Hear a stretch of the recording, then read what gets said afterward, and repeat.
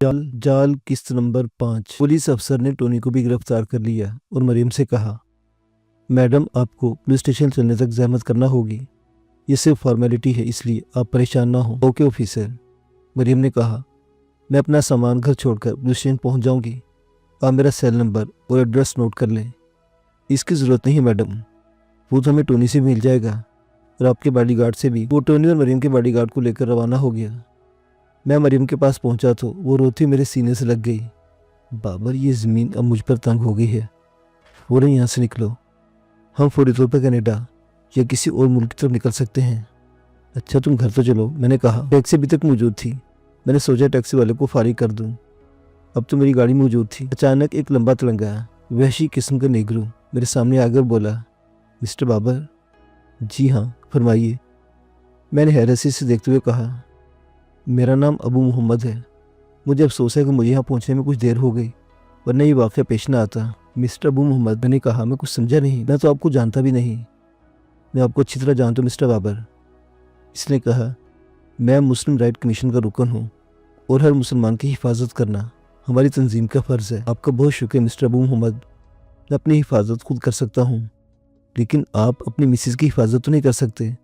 अब तो इसके बॉडीगार्ड को भी पुलिस ले गई है। इससे कोई फ़र्क नहीं पड़ता। आपका एक बार फिर शुक्रिया, लेकिन अब ये मेरी जिम्मेदारी है कि मैं अपनी हिफाजत में आपको घर तक छोड़ाऊँ, ख़ास तौर पर आपकी मिसेज़ को। उन्हें भी हाल ही में इस्लाम कबूल किया है, इसलिए ख़तरा भी इनके लिए ज़्यादा है। फिर वो मरियम से बोला, आइए मिसिस बाबर, मेरी गाड़ी में आ जाइए। थैंक्स मिस्टर, मेरे पास अपनी गाड़ी है। मरियम ने कहा। मैंने कहा नहीं, मेरी जिम्मेदारी है। अबू मोहम्मद दुरुस्त लहजे में बोला, चलिए मेरी गाड़ी में बैठे। तुम होश में तो हो? मुझे इसके लहजे पर अचानक गुस्सा आ गया। मुझे किसी की ज़रूरत नहीं, जाओ अपना काम करो। हाँ, आइंदा ख्याल रखना। तुम्हारे मुँह से शराब के भभके आ रहे हैं और किसी ऐसी तंजीम का आदमी शराब को हाथ में नहीं लगाता। अबू मोहम्मद ने अचानक लंबी नाल का एक पिस्तौल निकाला और मुझे दिखाकर दोबारा जेब में रखकर बोला, तुम देख लो कि इसकी नाल पर साइलेंसर लोड है। ये भी आवाज़ चलता है, इसलिए ज़्यादा स्मार्ट बनने की कोशिश मत करना। मैं जेब से भी बिल्कुल सही निशाना ले सकता हूँ। अपनी मिसेज से कहो मेरी गाड़ी में बैठ जाए। मैंने अचानक इसके दाएं शाने पर जोरदार घोंसा रसीद कर दिया कि पिस्तौल भी दाएं हाथ जेब में था। बल्कि काम मेरे बॉडीगार्ड ने किया। इसने ज़रा सी देर में इस लहीमशिम नेगरू को धूल चिटा दी। फिर इससे पहले कि पुलिस वहाँ पहुँचती, हम वहाँ से निकल आए। मरियम के साथ मैं भी पुलिस स्टेशन चला गया। वहाँ मेरी सिक्योरिटी एजेंसी का ऑपरेशनल हेड कैप्टन रॉल्फ पहले से मौजूद था। इसने रिटायर होने के बाद इस एजेंसी में मुलाजमत कर ली थी, लेकिन इसके अंदाज से लग रहा था कि वो पुलिस का बहुत दबंग ऑफिसर रहा होगा। पुलिस स्टेशन का सार्जेंट चीफ के सामने बिछा जा रहा था। कैप्टन रॉल्फ ने दुरुस्त लहजे में कहा, तुमने मेरे आदमी को बगैर किसी सबूत के गिरफ्तार करने की जुर्रत कैसे की? तुम इसे पुलिस स्टेशन बुलाकर पूछ-कुछ कर सकते थे। हालात और वाक़यात आपके आदमी। बस करो सार्जेंट, कैप्टन रॉल्फ गुर्राया। जब मेरी मोजिज़ क्लाइंट कह रही है कि इस पर हमला हुआ तो तुम इसकी बात का यकीन करना चाहिए था। मैं इस मामले को बहुत ऊपर तक ले जाऊंगा। मेरी सिक्योरिटी एजेंसी ऐसी नहीं कि जिसका दिल चाहे वो मेरे सिक्योरिटी गार्ड को चोर उचक्कों की तरह गिरफ्तार कर ले। फिर वो मरियम से मुखातिब हुआ, मैं आपसे माज़रत चाहता हूँ मैम, आपको जहमत बर्दाश्त करना पड़ी। It's all right captain, Mariam ने कहा। मैं भी अपने वक्त के ज़िया और ज़हनी कोफ्त के लिए पुलिस के खिलाफ कार्रवाई शुरू करूंगी। सार्जेंट चीफ इतना नर्वस हो गया था कि इसने जल्दी मरियम का बयान लिया और उसे जाने की इजाज़त दे दी। सिक्योरिटी गार्ड का बयान पहले हो चुका था। अलबत्ता टोनी ने अपने वकील के पहुंचने से पहले जुबान खोलने से इनकार कर दिया था। पुलिस ने इसे अस्पताल भिजवा दिया क्योंकि वो बुरी तरह जख्मी था। सार्जेंट ने कहा, मैं भी एक रिपोर्ट लिखवाना चाहता हूँ। फिर मैंने अबू मोहम्मद के आने और इसके हमला करने तक के तमाम वाक़यात बयान कर दिए। सार्जेंट कुछ मुतफक्किर सा हो गया। इसने अबू मोहम्मद का हुलिया तफसील से लिखा। रिपोर्ट पर मेरे बॉडीगार्ड के दस्तखत लिए और हम पुलिस स्टेशन से बाहर निकल आए। मरियम मुसलसल ये कह रही थी, बाबर यहाँ से निकलो, मेरी छठी हिस्स किसी बड़े ख़तरे की निशानदेही कर रही है। हमें फौरी तौर पर फ्रांस, बरतानिया, स्वीडन या किसी भी मुल्क की फ़्लाइट मिल जाएगी। फ्लाइट ना भी मिले तो तुम कोई प्लेन चार्टर कर लो, लेकिन यहाँ से निकलो। Take it easy baby. मैंने इसकी बात को मजाक में टालना चाहा। ऐसी कौन सी आफत आ गई है हम ये चोरों की तरह यहाँ से फ़रार हो जाएं? जहाँ तक जहाज़ चार्टर करने का सवाल है, तुम किसी दूसरे मुल्क के लिए क्यों, पाकिस्तानी के लिए जहाज़ क्यों ना चार्टर करें? कुछ भी करो लेकिन जल्दी करो, मरियम ने कहा। मैं अपने बाप की फितरत और सोच से बहुत अच्छी तरह वाकिफ़ हूँ। इसे अपने मज़हब से तो ज़रा भर दिलचस्पी नहीं, लेकिन वो मुसलमानों से शदीद नफरत करता है। ओके, मैंने इसे तसल्ली तो दे दी, लेकिन मैं 16 तारीख की सीटें कंफर्म करा चुका था। वो इसी फ्लाइट से पाकिस्तान जाना चाहता था। ऐसे भी क्या बुजरी के मैं इसके बाप से खौफसदा होकर चोरों की तरह वहाँ से भाग निकलता। एक दिन मजीद गुजर गया। मैंने अपने ही शॉपिंग की जो उस रोज़ नहीं कर सका था। फिर इलेक्ट्रॉनिक का कुछ सामान ख़रीदा। सुबह मरियम ने मुझे ज़बरदस्ती फजर के वक्त बेदार कर दिया और बोली, जाने से पहले कम से कम एक दफ़ा तो मौलाना साहिब के इस्लामिक सेंटर में नमाज अदा कर लो और उन्हें अपनी शक्ल दिखा दो। इसके कहने पर मैं नमाज फजर के लिए इस्लामिक सेंटर चला गया। मौलाना साहिब मुझे देखकर बहुत खुश हुए। फिर वो हंसकर बोले, हाँ, टेलीफोन पर मेरी दिलावर खान से भी बात हो चुकी है। मैंने चौंक कर देखा। वो मुस्कुराकर बोले, लेकिन मैंने अभी तुम्हारी शादी के बारे में कुछ नहीं बताया। बस हम उसे दिनों की बातें करते रहे। मौलाना साहिब से रुखसत होकर मैं घर पहुंचकर नाश्ता किया और गैर इरादी तौर पर टीवी खोल लिया। अचानक मेरी आंखों ने टीवी पर एक नाकाबिले यकीन मंजर देखा। उस वक्त मरियम भी मेरे साथ आकर बैठ गई थी। मैंने देखा एक चेहरा अचानक वर्ल्ड ट्रेड सेंटर की बुलंदोबाला इमारत से टकरा गया। मरियम के मुंह से चीख निकल गई। वह हर तरफ गर्द और धुआं फैल गया। अभी हम सदमे से संभलने भी ना पाए थे कि एक दूसरा त्यारा वर्ल्ड ट्रेड सेंटर की दूसरी बिल्डिंग से टकराया और दोनों इमारतें लम्हे में मलबे का ढेर बन गई। इस वाक़े से अमेरिका समेत पूरी दुनिया में हलचल मच गई। जी हाँ, 19 सितंबर का दिन था जो 9/11 के नाम से मारूफ है। पूरे अमेरिका में कोहराम मचा हुआ था।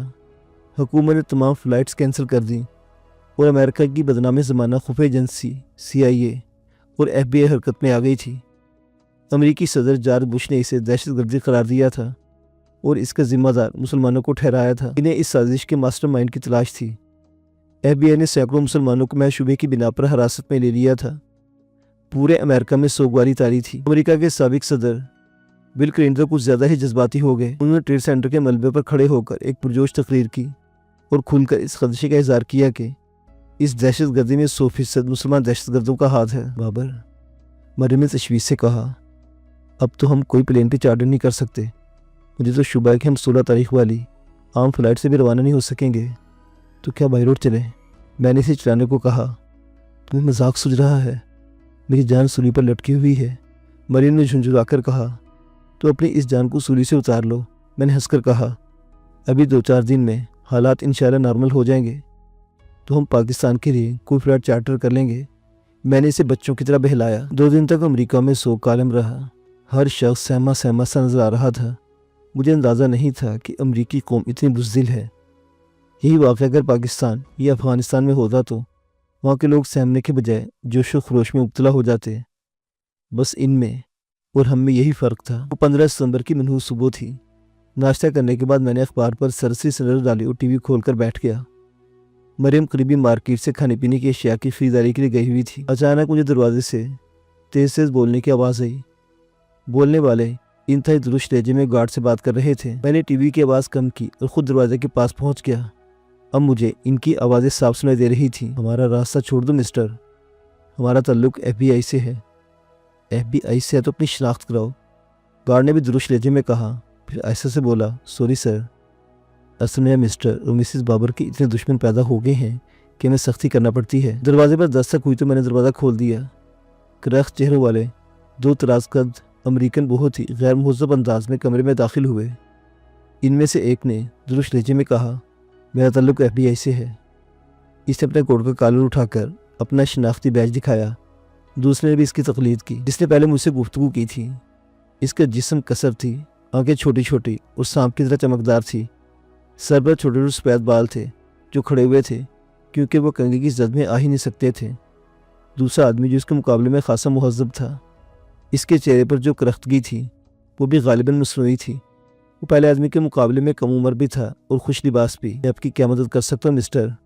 मैंने सफ़ेद बालों वाले से पूछा। विक्टर, मेरा नाम विक्टर है और आपको फौरी तौर पर मेरे साथ चलना है। क्या आप मुझे अरेस्ट कर रहे हैं? मैंने तहम्मुल से पूछा। सवाल जवाब में वक्त मत ज़ाया करो मिस्टर बाबर, सफ़ेद बालों वाला सख्त लहजे में बोला। मैं जानना चाहता हूँ कि मेरा जुमला अधूरा रह गया। सफ़ेद बालों वालों ने अचानक मेरे गिरबान में हाथ डाल दिया। इसके साथ ही इसने बगली होलिस्टर से भी गन निकाल ली। खामोशी से हमारे साथ चलो, वो हुर्राया। मैं कपड़े तो बदल लूँ, मैंने कहा। तुम वहाँ किसी पार्टी में नहीं जा रहे? इससे मुझे दरवाजे की तरफ खींचा। ओके, मेरा गिरबान छोड़ दो, मैं चल रहा हूँ। इसने मेरा गिरबान छोड़ दिया। मैं इनके साथ रवाना हो गया। बाहर इनकी बेबी मौजूद थी। इसमें ड्राइवर पहले से मौजूद था। सिक्योरिटी एजेंसी के गार्ड ने सब कुछ बेबसी से देखा। लेकिन FBI के खिलाफ वो भी कुछ नहीं कर सकता था। उन्होंने मुझे अपनी नशीस पर अपने बीच में बिठाया। फिर सफ़ेद बालों वाले ने अपनी जेब से चमड़े का एक ब्लाइंड फोल्ड मेरी आंखों पर चढ़ा दिया।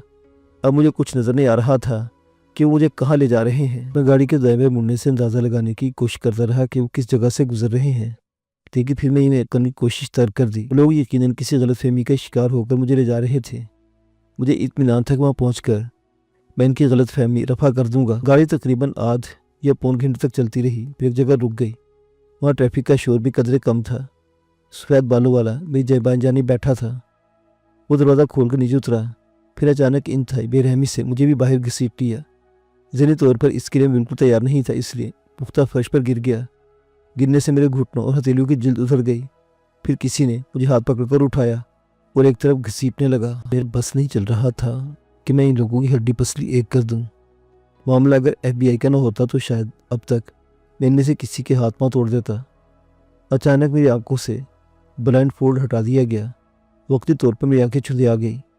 वो कोई हॉलनुमा कमरा था। इसकी दीवारें बिल्कुल सपाट थी। कमरे के वस में एक मेज़ भी मेज़ और इसके इर्द गिर्द कुर्सी रखी थी। इन कुर्सियों पर 5 मुकरू सूरत अमेरिकन बैठे थे। 5वें मेज़ के एक सिरे पर था और 2 आदमी इसके दाएं बाएं थे। सिरे पर बैठा हुआ आदमी मुझे इन सबसे ज़्यादा सीनियर लग रहा था। इसका सर अंडे की तरह साफ शफाफ था, रंग ताबी की तरह सुर्खी माइल था और इसकी मोटी मोटी उंगलियों में दुगना मोटा सिगार दबा हुआ था। मिस्टर बाबर खान, दाएं सिरे पर एक शख्स ने मुझसे पूछा। जी हाँ, मैं ही बाबर खान हूँ, बैठ जाओ, इनके अफसर ने हत्ता कामेज़ लहजे में कहा। मैं कुर्सी खींच कर बैठ गया। बाबर खान, सन ऑफ दिलावर खान, गंजे ने पूछा। यस, मैंने मुख्तसर जवाब दिया। मुबादा मेरे मुंह से कोई सख्त बात ना निकल जाए। ताल्लुक पाकिस्तान से है? इसने पूछा। कह सकते हैं, मैंने जवाब दिया। गंजा अचानक बिफर गया। मेरे सवालों का दुरुस्त जवाब दो, इसी में तुम्हारा फ़ायदा है। कह सकते हैं से तुम्हारी क्या मुराद है? असल में मेरा ताल्लुक अफ़गानिस्तान से है, लेकिन हमारा ख़ानदान बरसों से पाकिस्तान में मुकीम है। वैसे पासपोर्ट और ड्राइविंग लाइसेंस के हवाले से मैं पाकिस्तानी हूँ। तुम यहाँ क्यों आए थे? बाईं तरफ बैठे हुए शख्स ने पूछा। इसकी आवाज़ बलगम ज़दा थी। मैं यहाँ तालीम हासिल करने आया था, मैंने जवाब दिया। मैं कैलिफोर्निया यूनिवर्सिटी। गंजे ने हाथ के इशारे से मुझे खामोश कर दिया। इसकी ज़रूरत नहीं, हमारे पास तुम्हारा मुकम्मल डाटा मौजूद है। मैं खामोशी से इसकी तरफ देखता रहा। तुम USA में गुज़श्ता 7 साल से मुकीम हो, अपने ज़ाती अपार्टमेंट में रहते हो और तुम्हारे अखराजात भी तुम्हारे शाहाना है। गंजे ने एक फाइल पर नज़र डालते हुए कहा। तुम्हें इतनी रकम कहाँ से मिलती है? मैं कोई गरीब या नादार नहीं हूँ सर, मैंने तल्ख लहजे में कहा। मेरा बाप एक करोड़पति सनतकार है। तुम यह MBA की तालीम के लिए आए थे। तालीम मुकम्मल होने के बावजूद तुम यहाँ सीख नहीं गए। मेरे पास USA का मल्टीपल वीज़ा है और मैं जानता हूँ। गंजे ने मेरी बात काट दी। इसके बाद तुमने कैलिफोर्निया के एक बहुत महंगे फ्लाइंग क्लब में दाखिला लिया और फ्लाइंग में महारत हासिल की। फ्लाइंग मेरा शौक़ है सर, मैंने जवाब दिया। फिर तुमने IT के एक बेहतरीन इंस्टीट्यूट में दाखिला ले लिया, लेकिन वहाँ चंद माह कंप्यूटर की मखसूस ट्रेनिंग लेने के बाद वो कोर्स अधूरा छोड़ दिया। इसकी वजह बता सकते हो? बस अब मैं यहाँ से उकता गया हूँ, मैं अपने वतन वापस आना चाहता था, मैंने जवाब दिया। तुमने यहाँ की एक लड़की क्लारा को मुसलमान करके इससे शादी कर ली। क्या मैं कानूनी तौर पर ऐसा नहीं कर सकता? मैंने तल्ख लहजे में कहा। अल-कायदा से तुम्हारा क्या ताल्लुक़ है? इसने अचानक पूछा। अल-कायदा? मैंने हैरत से कहा। ये क्या है? मिस्टर बाबर, हमें सख्ती पर मजबूर मत करो। अल-कायदा से तुम्हारा क्या ताल्लुक़ है? क्या ये किसी शहर का नाम है? मैंने पूछा। इसका मतलब है तुम शराफत से कुछ नहीं बताओगे, गंजे ने कहा। मैं तुम्हें एक मौका दिया था जिसे तुमने गवा दिया, इसने दुरुस्त लहजे में कहा। विक्टर, अब तुम इससे अपने तरीके से पूछो, गंजे ने कहा उठकर खड़ा हुआ। इसके साथ ही बकिया 4 अफराद भी उठ गए। विक्टर वही सफ़ेद बालों वाला शख्स था जो मुझे यहाँ लाया था। इसने अचानक पूछ से मेरी गर्दन दबोच दी और गर्दन पकड़े पकड़े मुझे उठा लिया। फिर वो इसी अंदाज में मुझे कमरे से बाहर ले गया। बाहर खासा तवील कॉरिडोर था। इस कॉरिडोर में आमने सामने बहुत से कमरे थे। वो मुझे एक कॉरिडोर के बाएं तरफ वाले 5वें कमरे में ले आया। इस कमरे के अंदर कुछ फासले पर मजबूत सा दरवाज़ा भी मौजूद था। विक्टर भी जेब से एक कार्ड निकाला और दरवाजे के इलेक्ट्रॉनिक सिस्टम से दरवाज़ा खोल लिया। कमरे में सिर्फ एक बोसीदा सा कारपेट पड़ा था या फिर स्टील की 2 कुर्सियाँ रखी थी। वहाँ पर बहुत से अजीब व गरीब आलात भी थे, लेकिन फौरी तौर पर मुझे इनका मतलब समझ में नहीं आया। विक्टर ने मुझे एक कुर्सी पर बैठने का इशारा किया। कुर्सी पर बैठने के बाद मुझे एहसास हुआ कि वो कुर्सी फर्श में फिक्स है। कुर्सी के साथ चमड़े की बेल्ट लटक रही थी। हाँ तो मिस्टर दहशतगर्द, इसने तस्दीक आमेज लहजे में कहा, अलकायदा से तुम्हारा क्या ताल्लुक है? मैं बता चुका हूँ कि ये नाम मैं पहली बार सुन रहा हूँ, मैंने तल्ख लहजे में कहा। विक्टर ने अचानक मेरे मुंह पर जोरदार थप्पड़ रसीद कर दिया। इस कमबख्त का हाथ इतना सख्त था कि मैं चकरा कर रह गया। शायद मेरा होंठ फट गया था क्योंकि मुझे अपनी जुबान पर खून का जायका महसूस हुआ था। लोग इस तरह मुझे हरासा नहीं कर सकते। मैंने कलाई की पूंछ से बहने वाला खून साफ करते हुए कहा, मैं अब अपने वकील की मौजूदगी में ही तुम्हारे किसी सवाल का जवाब दूंगा। वकील? इसने तंज़े लहजे में कहा, दहशतगर्दों को कोई वकील नहीं होता। तुमने हमारी 2 अजीम इमारतों को मलबे का ढेर बना दिया, सैकड़ों आदमी हलाक कर दिए, खरबों डॉलर्स का नुकसान कर दिया। अब तुम वकील की बात कर रहे हो? वो कुछ तोख्खू के बाद बोला, तलहा इब्न जाफ़र कौन है? मैं खामोश रहा। अहमद अल-हस्साम, अबू बकर मोहम्मद और साद इब्न सलाहुद्दीन को तो जानते होगे। मैंने अपने होंठ सख्ती से भींच लिए। अचानक इसे मुझ पर घोंसों, थप्पड़ों और लातों की बारिश कर दी। मैं कुर्सी से लुढ़क कर फर्श पर गिर पड़ा। देखो विक्टर, तुम बिलाजवाब मुझ पर 3rd डिग्री का इस्तेमाल नहीं कर सकते। 3rd degree? वो इस्तेज़ाई अंदाज में बोला, ये तो 1st डिग्री भी नहीं। मिस्टर दहशतगर्द, मैं तो तुम्हारा वो हशर करूँगा कि हर शख्स इबरत पकड़ेगा। तुम लोग इंसाफ और कानून के अलमबरदार बनते हो, जमहूरियत के चैंपियन कहलाते हो। यही है तुम्हारा कानून। जवाब में से मेरे पेट पर लात मारने की कोशिश की, लेकिन मैं ऐन वक्त पर करवट लेकर वहाँ से हट गया। अपनी इस नाकामी पर इसने मुझे इंतहा गलीज़ गालियाँ दी। मेरा बस नहीं चल रहा था कि इसकी बैल जैसी गर्दन तोड़ दूँ, जिसने मुझे ऐसी गाली गलीज़ दी कि मुझसे बर्दाश्त न हो सका। मैंने तल्ख लहजे में कहा, मेरा मुजरिम अगर हूँ तो मैं हूँ। मेरी माँ का नाम अब अपनी ज़ुबान पर मत लाना, वरना क्या करेगा तू?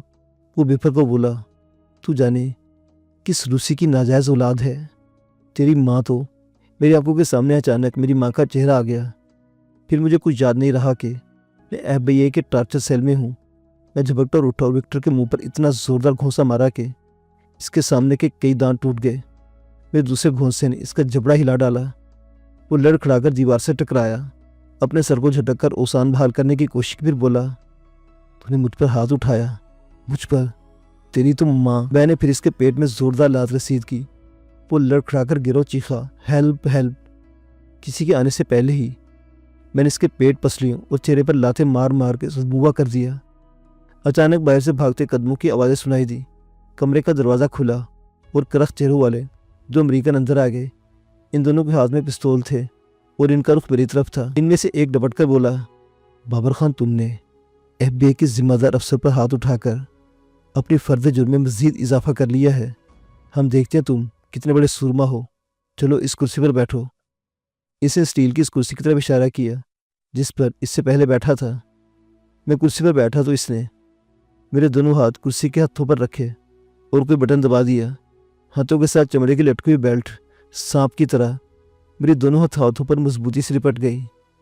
फिर इसने मेरे दोनों पाँव भी कुर्सी के पायों के साथ मिलाए और इन्हें भी मजबूती से बांध दिया। इस कुर्सी की पुश्त आम कुर्सी से खासी ऊंची थी। इसने मेरा सर कुर्सी की पुश्त से टिकाया और इसे भी पुश्त के साथ जकड़ दिया। मेरे माथे से बेल्ट इतनी मजबूती से बांधी गई कि मैं अपना सर दाएं बाएं भी हिला नहीं सकता था।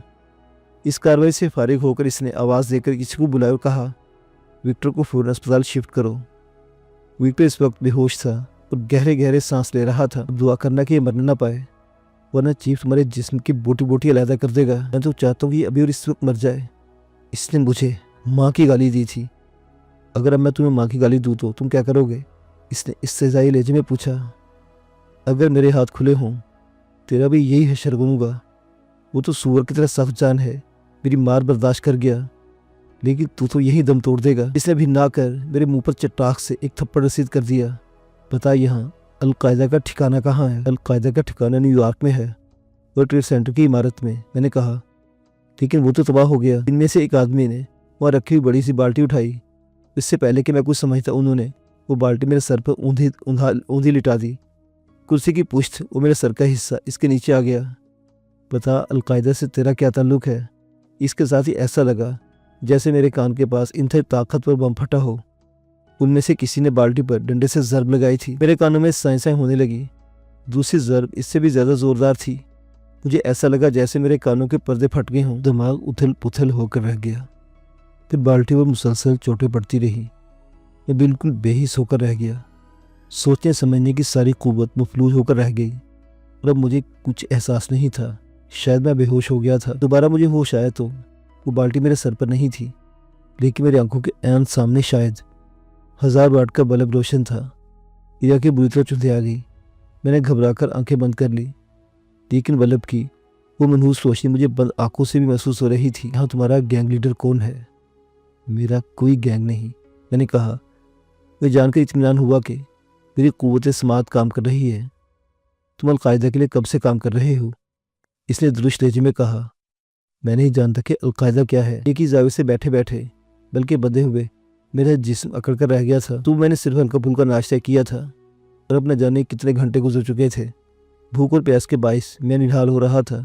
इसके अलावा इन चोटों की तकलीफ अलग थी जो इन लोगों के लातों और घोंसों से पहुंची थी। वो लोग मुझसे इसी किस्म के ऊट पटांग सवाल करते रहे, फिर मुझे इस हालत में छोड़कर चले गए। बल्ब की तेज़ रोशनी मेरी आंखों के जरिए पूरे जिस्म को तहोबाला किए दे रही थी। मुझे ऐसा लग रहा था कि मेरा दिमाग उबलते हुए पानी की तरह खोल रहा है। इसी हालत में न जाने कितनी देर गुजर गई, शायद 1 घंटा या 2 घंटे। मैंने कुर्सी पर हिलने की कोशिश की तो मुझसे जुम्बश भी न की गई। इन हरामजादों ने मुझे इस बेदर्दी से बांधा था कि मुझे अपने हाथों और पैरों का दौरान खून रुकता महसूस हो रहा था। मुझे मरीम का ख्याल आया, न जाने उसका क्या हाल होगा। सिक्योरिटी गार्ड ने से बता तो दिया होगा कि FBI वाले मुझे ले गए हैं, लेकिन वो भी कर क्या सकती थी। अगर बाप से इसके ताल्लुकात अच्छे होते तो शायद वो मेरे लिए कुछ कर सकती। मुअज़्ज़िज़ सामीन व नाज़रीन, दास्तान अभी जारी है।